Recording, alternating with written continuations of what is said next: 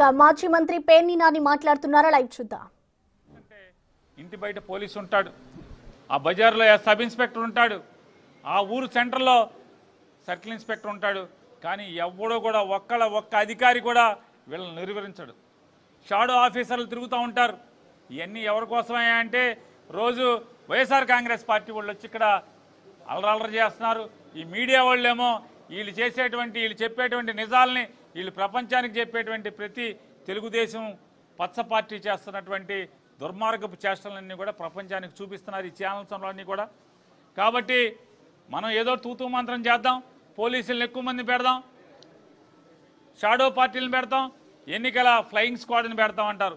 ఎవడు ఊరికనే చూసుకుంటా తిరుగుతూ ఉంటారు, అందరూ కళ్ళ గంతలు కట్టుకుంటారు.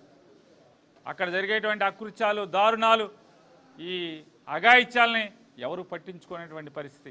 ఎన్నికల కమిషన్కి మాత్రం ఏమండి, నల్గొండవారిపల్లిలో మేము 300 మంది పోలీసుని పెట్టాం, ఎర్రిపల్లిలో 150 మంది పోలీసుని పెట్టాం, లేదా అక్కడ ఎన్ని మందిని పెట్టామని రికార్డు అయితే ఇక్కడికి పంపిస్తున్నారు తప్పితే అక్కడ జరిగే తంతంతా కూడా ఓటర్ స్లిప్పులు లాక్కోవటం, బెదిరించటం, విచ్చలవిడిగా అధికారులు, ఎన్నికల విధుల్లో ఉన్నటువంటి అధికారులు ఆ ఇంటి బయట ఉన్నా సరే యథేచ్ఛగా 10,000 రూపాయలు ఇస్తున్నారు.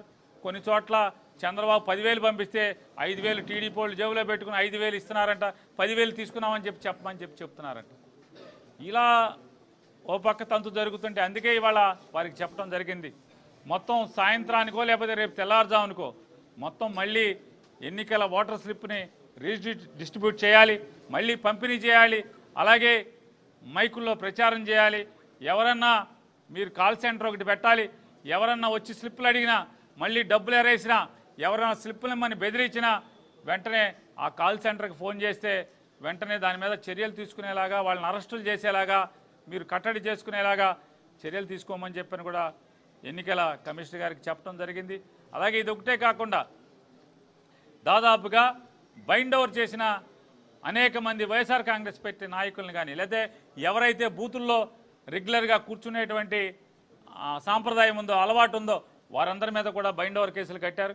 వారందరినీ కూడా స్వేచ్ఛగా ఎన్నికల విధులు వైఎస్ఆర్ కాంగ్రెస్ పార్టీ తరఫున నిర్వర్తించేట్టుగా మీరు చర్యలు తీసుకోమని చెప్పని, అలాగే మరీ ప్రత్యేకించి జిల్లా రెవెన్యూ యంత్రాంగం, జిల్లా పోలీసు యంత్రాంగం భారతదేశంలో ఇంతవరకు ఎక్కడా చూడనటువంటి పరిస్థితులు.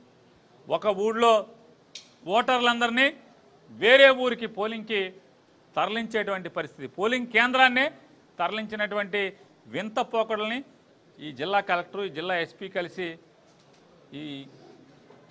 ఈ రకమైనటువంటి ఏర్పాట్లు చేయటం ప్రజాస్వామ్యాన్ని అపహాస్యం పాలు చేసేటువంటి పరిస్థితులు అక్కడ జరుగుతున్నాయి. కాబట్టి అలాగే వ్యవస్థ, ప్రభుత్వం చేస్తున్నటువంటి ఈ అకృత్యాలని ఎన్నికల కమిషన్ జోది విధిల్చి ఇవాళ ఒక్కరోజన్నా నిర్భయంగా మీ విధులు నిర్వర్తించమని చెప్పి కూడా వారిని కోరుకోవటం, డిమాండ్ చేయడం జరిగింది.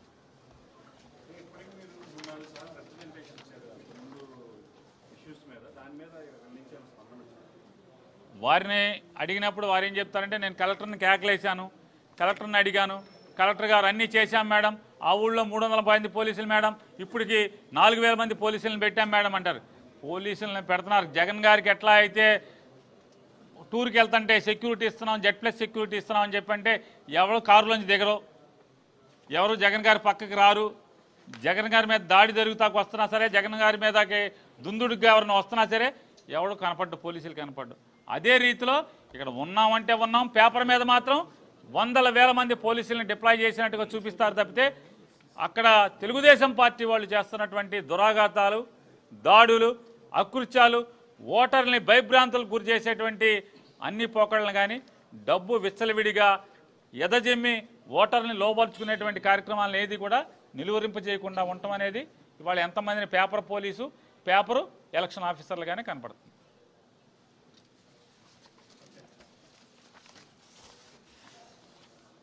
చంద్రబాబు నాయుడు ప్రజాస్వామ్యాన్ని కూనీ చేస్తాడని తెలుసు, కానీ ప్రజాస్వామ్యాన్ని కైమాలాగా కూనీ చేస్తాడని చెప్పేసి ఎవరు అనుకోవాలి. ఒక పులివెందుల జెడ్పీటీసీ స్థానం గెలిస్తే జగన్మోహన్ రెడ్డి గారి ఆత్మస్థైర్యాన్నో వైఎస్ఆర్ కాంగ్రెస్ పార్టీ శ్రేణుల ఆత్మస్థైర్యాన్నో దెబ్బతీయాలని చెప్పేసి ఏదో పెద్ద పన్నాగం. చంద్రబాబు నాయుడికి తెలుగుదేశం పార్టీ ఒకటే చెప్తా ఉన్నాం. ఈరోజు ఏదో పులివెందుల జెడ్పీటీసీ బై ఎలక్షన్లో ఇది ఎన్నికంటారా? సిగ్గుచేటైన విషయం ఇది. ఒక సొసైటీ నామినేట్ చేసినప్పుడు ప్రభుత్వం ఒక నామినేటెడ్ పద్ధతిలో పేర్లు ఇస్తుంది. అటానే చూసుకుపోయారా? సిగ్గు శరం లేకుండా దీన్ని ఎన్నికంటారా? రాష్ట్ర ఎన్నికల కమిషన్ని తప్పుదోవ పట్టించి అధికార యంత్రాంగం మొత్తం కూడా మీ చెప్పు చేతలు చేసుకొని అధికారుల్ని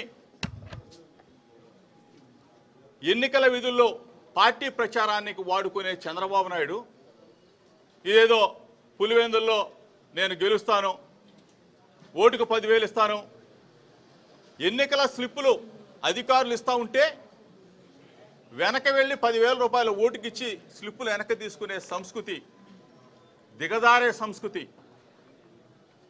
ఇంతకుముందు నంద్యాల బై ఎలక్షన్లో కూడా చేశాడు చంద్రబాబు నాయుడు ఇదే విధంగా. అక్కడేదో గెలిస్తే మొత్తం నేను గెలిచానని చెప్పేసి తెగ ఆనందపడ్డాడు.